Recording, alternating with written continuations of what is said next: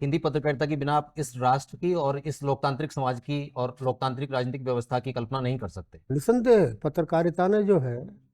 तो मूक समाज को वाणी दी। और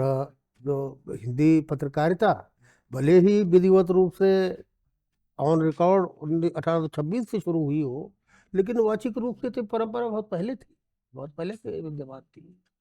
अमीर खुसरो ने जब से जो खड़ी बोली है, जिसे आप और मैं आज हम बोल रहे हैं,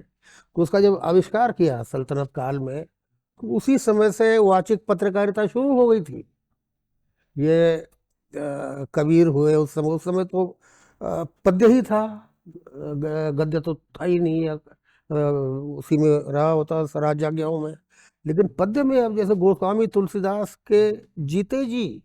उनके रहते हुए, उनके रामचरितमानस की हजारों प्रतियां हाथ से लिख के बट गई थी, उसमें मैं पत्रकारिता मानता हूँ, क्योंकि पद्य ही था ना उस समय, तो पद्य से आप संप्रेषण कर रहे हैं। और उसके बाद धीरे धीरे जब गद्य में शिफ्ट हुए, और आपने जो कहा कि उदंत मार्तंड से इसकी शुरुआत हम मानते हैं, तो तब से लेकर और आधुनिक युग, जिसे मैं स्वाधीनता संग्राम का युग मानता हूँ, आप समझिए कि वो शुरू होता है लगभग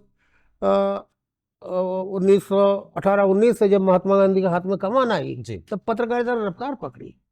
उसने गति पकड़ी। और पत्रकारिता वहां तक,